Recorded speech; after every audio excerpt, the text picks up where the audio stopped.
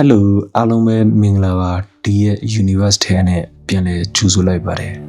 ဒီနေ့မှာတော့ရွာသားတဦးရဲ့လောဘကြောင့်မိသားစုလိုက်မီးလောင်တိုက်သွင်းခံခဲ့ရတဲ့အထိချိန်စာသိမ်းခဲ့တဲ့သမိုင်းတစ်ခုတောင်ပေါ်ကနေမီးတောက်တွေကိုရင်ခွဲမတက်ချိနေခဲ့ရတဲ့ဒေါ်နန်းရဲ့ချိန်စာမျက်ရည်ယနေ့ထိမိသူမှဖက်လို့မရအောင်မင်းနဲ့တမင်ချစ်ပြတ်ထားတဲ့ကာနစ်လီတင်ရဲ့လူအမတန်ထဲမှာဗရမ ्या ငမောင်းနဲ့ပတ်သက်တဲ့အမှန်တရားတွေဘာတွေပုံကွယ်နေခဲ့တယ်လဲဒီနေ့မှာတော့မိုးကုံမျိုးရဲ့ဝမ်းနည်းစရာကောင်းလာတဲ့ငမောက်ဗရမ ्या နဲ့ဒေါ်နန်းကြီးတောင်ရဲ့လူဝက်ချက်တွေကိုကျွန်တော်တို့အတူတူဟောတော့ကြည့်ကြရအောင်ဗျာโอเคဆိုတော့ဗီဒီယိုလေးစကြရအောင်မန်လေးမျိုးရဲ့မြောက်ဘက်ကီလိုမီတာ210မိုင်ပေါင်း130ဝန်းကျင်မှာရှိတဲ့မိုးကုံမျိုးဟာဗရမ ्या ချဲဝမ်းလို့ကဘာကျော်ပါတယ်။ပေါင်းစုံဗရမ ्या တို့ရဲ့90%ထွက်ရှိရာဒီမြေဟာမြမရတနာတမိုင်းမှာပါအရေးပါတဲ့နေရာတစ်ခုဖြစ်ပါတယ်။ဒါပေမဲ့ဒီကျောင်းမြတ်တွေရဲ့နောက်ွယ်မှာသွေးနဲ့မျက်ရည်ရောနေတဲ့တမိုင်းကျောင်းတွေရှိနေတယ်ဆိုတာသင်တို့သိပြီလား။ညောင်ရမ်းခေပင်တလဲမင်းလက်ထက်မှာငမောက်လူခေါ်တဲ့မိုးကုတ်သားကျောက်တွင်သမားတယောက်ဟာအရေးအသွေးအကောင်းဆုံးခိုးသွေးဗရမ ्या ကြီးတစ်ခုလုံးရှာဖွေတွေ့ရှိခဲ့ပါတယ်။အဲ့ဒီကျောက်ကြီးဟာကာရက်400ကျော်လောက်ရှိတယ်လို့ဆိုပါတယ်ဒါပေမဲ့ငမောက်ဟာလောဘကြောင့်ကြောက်ကြီးကိုနှစ်ချမ်းခွဲလိုက်ပြီးအပိုင်းကြီးကိုသာဘယင်ထံစက်တာကအပိုင်းသေးကိုတော့တရုတ်ကုံတဲ့တဦးထံလူရဲ့ရောင်းချခဲ့ပါတယ်မကြခင်မှာပဲဘယင်ကြီးစီကိုအဲ့ဒီကုံတဲ့စီကနေကျန်တဲ့ကြောက်အပိုင်းရောက်လာတဲ့အခါအပိုင်းနှစ်ခုကိုပြန်ဆက်ကြည့်တော့တထက်တဲ့ချမ်းနေတာကိုတွေ့သွားပါတယ်လိန်ညာမှုအတွက်ဘယင်ကြီးဟာမြတ်တော်ရှာပြီးငမောက်နဲ့တကွသူရဲ့မိသားစု90လုံးလောင်စင်ပေါ်တင်ပြီးအရှင်လက်လက်မိရှုကိုမြတ်ဖို့မိတ်ချခဲ့ပါတယ်ငမောက်ရဲ့အမဒေါ်နန်းဟာဒီကိုမြတ်မှုနဲ့လွတ်မြောက်သွားခဲ့ပြီမဲ့အဝေးကြီးကိုထပ်မပြေးခဲ့နိုင်ပါဘူးသူမလောင်စင်ကုန်းရဲ့မျက်ဆောင်တူးမှရှိတဲ့တောင်ကုန်းမြင့်ပေါ်ကနေမိမိရဲ့မောင်နဲ့မိသားစုဝင်တွေမိမုံထဲမှာအရှင်လက်လက်အော်ဟစ်သိဆုံးနေကြတာကိုရင်ခွဲမတက်ကြည့်နေခဲ့ရပါတယ်။တမိုင်းပြောစကားတွေအရာဒေါ်နန်းဟာအဲ့ဒီတောင်ပေါ်ကနေမိကိုတွေကြားတဲ့ကသူမမောင်လေးနဲ့မိသားစုလမ်းကြည့်ရင်နောက်ဆုံးမှာတော့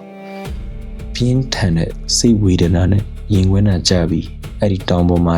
အသက်ပြောက်ွယ်ခဲ့ရပါတယ်လို့ဆိုပါတယ်။ဒါကြောင့်လေအဲ့ဒီတောင်ယနေ့တိုင်ဒေါ်နန်းကြီးတောင်လို့အမည်တွင်ခဲ့တာဖြစ်ပါတယ်။ဒါပေမဲ့ဒေါ်နန်းဟာတီကန်နီးမှာပြင်းထန်တဲ့ကျင်းစာတစ်ခုထားရခဲ့တယ်လို့လည်းဆိုကြပါတယ်။ငါတို့မိသားစုရဲ့သွေးတွေနဲ့ရင်းထားရတဲ့ဒီယတနာဟာနန်းတော်တွေရောက်ရင်လေ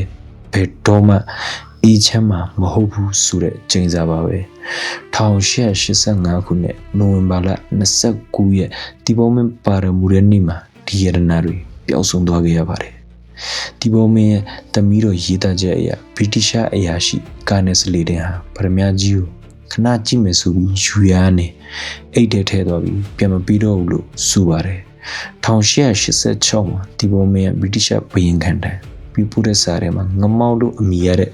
ဗရမ ्या ကိုစလီတင်ထံအနံထားခဲ့တယ်လို့အတိအလင်းပါရှိပါတယ်စိတ်ဝင်စားစရာအကောင်းဆုံးအချက်ကတော့စလီတင်ရဲ့1885ခုနှစ်နေ့စဉ်မှတ်တမ်းစာအုပ်မှာပါရမူတဲ့နိုဝင်ဘာလ29ရက်နေ့အပိုင်းဟာမင်းတွေနဲ့တမင်တကာချစ်ထုတ်ဖြစ်စည်းခံထားရတာပဲဖြစ်ပါတယ်စလီတင်နေ့စဉ်မှတ်တမ်းစာအုပ်ထဲရှိအခြားနေရာများတဲ့မာယွင်း၍ပယ်ဖြတ်လူပါကမြင်းတစ်ကြောင်းလေးဖြစ်တာရိုးရိုးတတ်တာချစ်ထုတ်လေးရှိတော့လေ1885ခုနှစ်နိုဝင်ဘာ29ရက်နေ့မှတ်တမ်းကိုမှုအချက်အလက်များကိုလုံးဝဖတ်ယူမရအောင်မင်းဖြစ်ရောခဲရန်ဖြစ်ပါတမင်တက်ထက်ခါတလဲလဲချစ်ထုတ်ဖြစ်စီထားခြင်းပဲဖြစ်ပါတယ်ဒီကနေ့ထိတော့အဖူးမဖြတ်နိုင်တဲ့ငမောက်ဗရမ ्या ကြီးဟာဗြိတိရှတော်ဝင်ရတနာတွေကြားမှာပုံကွယ်နေသလား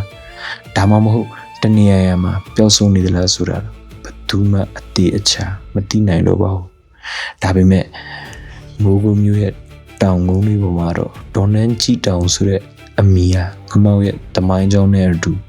ထာဝရကျန်ရှိနေဦးမှာပါโอเคဆိုတော့အခုလိုမိုးကုံမျိုးရဲ့စိတ်ဝင်စားစရာတမိုင်းကြောင်းတွေနဲ့ကျောင်းမြတ်ရတနာတွေအကြောင်းထပ်ပြီးသိချင်တယ်ဆိုရင်တော့ကျွန်တော်ရဲ့ဗီဒီယို like လေးလုပ်ပေးပြီး page ကိုလည်း follow လုပ်ထားပေးဖို့မမေ့ပါနဲ့။ YouTube မှာကြည့်နေရဆိုရင်လည်း subscribe နှုတ်ထားပေးကြပါအောင်ဗျာ